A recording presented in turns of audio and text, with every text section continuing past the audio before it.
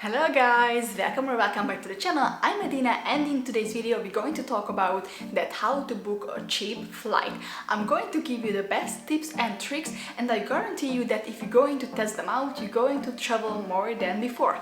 I think this is a super important topic because if you're going to travel, mostly flight is going to be the biggest cost in any trip. So if you're going to reduce this one, you will have more chance to visit the world. If you're new to the channel, don't forget to hit the subscribe button right now so you're not going to miss any of the upcoming videos. And right now, let's get into the video.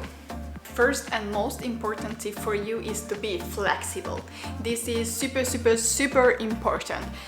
Because when I'm searching for a flight ticket, I'm never giving a specific destination nor a specific date. So it means that I'm just entering into the search engine that I want to travel in May, and I will get all the options with all the countries and all the cities which are available in May.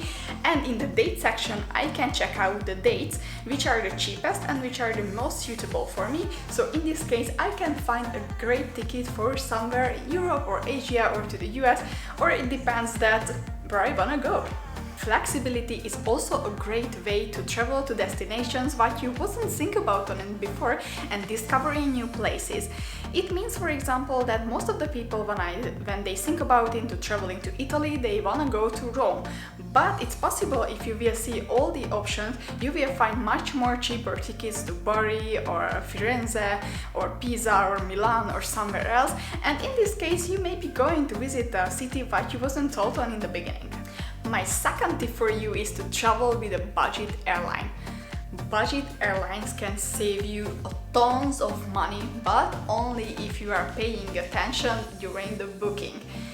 When you're going to find a cheap flight, you will really get that cheap flight, but you can only travel with one backpack. All other stuff is going to be an extra fee.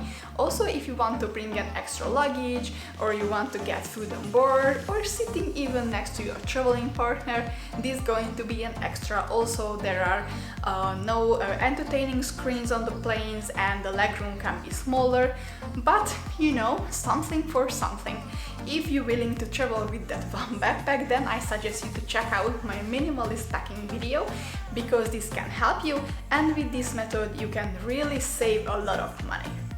My third tip for you is that don't always fly direct. There are two things what I want to mention in here. One of them is first to check the nearby cities to the final destination where you want to travel. So, let me give you an example. For example, inside Europe, traveling to Paris can be expensive, but traveling to Brussels can be so much more cheaper. So in this case, I can book a flight from Budapest to Brussels, and from there I can catch a train to Paris, which is only 1.5 hours, and I can save a lot of money. Of course, it have to think about it that it's probably going to be a longer time frame because of the extra travel by train, but I can save money. And there is another thing. For example, if you're traveling somewhere farther and an intercontinental flight, you can choose flights with layover. So if I want to travel, for example, to New York, I can book a direct flight from Budapest to New York, but it's going to be more expensive than, for example, traveling from Budapest to London and from London to New York. And in this case, I can even search for a long layover. What it means that I can spend an extra day in London without extra cost. So I think this is super great and it's worth to use it. Tip number 4 is to joining airline newsletters. This sounds super simple, but it can really save you up some money. For example, when we were traveling to Thailand, I saved $150 on each ticket because I was joining the Qatar Airlines newsletter, and I find a great deal there and I live with it. So this is also a great method to find the cheap flights. And I also suggest you to check out one of these websites in here, because they are also giving you cheap deals and maybe sometimes pricing errors, which are just super cool because you can find flights for the half price of the regular ones, but mostly these deals are just deals available for a few hours, so you have to be quick. Tip number 5 is to using more search engines.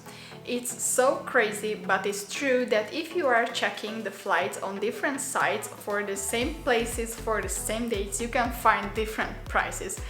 So this is the reason why it's worth to check more sites. I really like to use, for example, Skyscanner and Momondo, but you can also use Google Flights, Kayak, Hooper, or many other sites.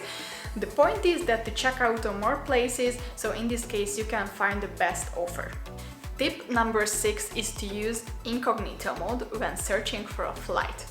I think many of you already realized it, that when you are searching for a flight or for a destination and you checked it in several times, the prices always went a little bit higher. And this is not a coincidence. The system sees that you are interested about the destination or for those dates, and in this case it's always raising the price a little bit, which is not so nice, but this is how it works. You can avoid this if you are searching in incognito mode, because in this case you're not going to have a history on the searches and the price is going to stay the same, and you can save a little bit of money with this as well. And in here also let me share with you a little bit of fun fact, because I think not everybody knows that searching systems are also checking that if you are searching for a flight on an Android or an iOS system. This is crazy, because they are thinking that if you have an iPhone or an iMac, which are mostly on a higher price range, it means that you are more wealthy and you can also afford to pay a little bit more on the flights. So it can happen that if you're searching for the same flight or an Android phone or an iPhone, and you're going to see different prices. So let's test it out. Tip number 7 is to book your flight early. Don't get crazy, it's not means that you have to book your flight like a year before, because it's not true, but around 2-3 months prior the time when you want to travel, it can be a good time frame, and with this method you can also find some cheaper flights. Of course, this is also not true for all kinds of destinations, but in many cases you can have better deals, so it's worth to thinking a little bit on earlier that where you want to travel. I also suggest you to check out the days inside the week, because most of the time weekdays are cheaper than the weekends, and I also find Sundays are the most expensive, so maybe good to avoid traveling on Sundays. Also on holidays like Christmas or Easter, because these dates are just much higher prices than a regular day.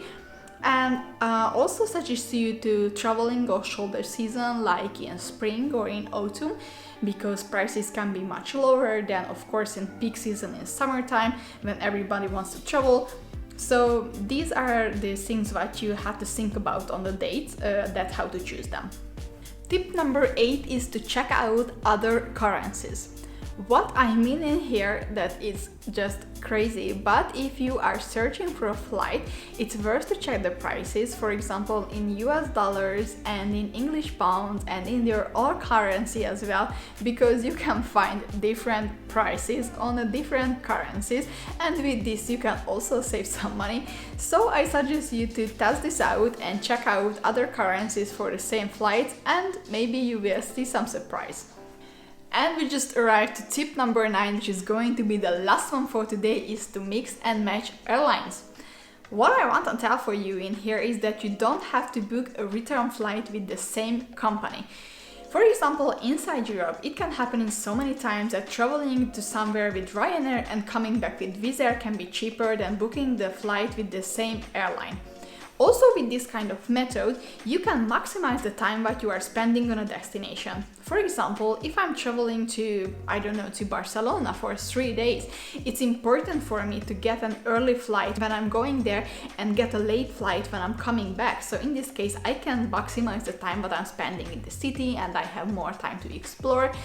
But if you are using this method, then you have to pay attention for the different rules of the different airlines, especially with the luggages. So in this case, make sure that you can travel with the same size of backpack, or you can bring the same size of luggage, and you don't have to pay an extra fee. And we just arrived to the end of today's video. I hope you find it useful, because these tips and tricks are already saving me a lot of money in the last few years when I traveled. So I hope that is also going to save you as well. If maybe you have also other methods that how to book a cheap flight, then leave a comment below and let's help each other. If you enjoyed today's video, don't forget to hit the like button, also subscribe to the channel, and we're going to explore new places or new things as we did today next week in the next video. See you!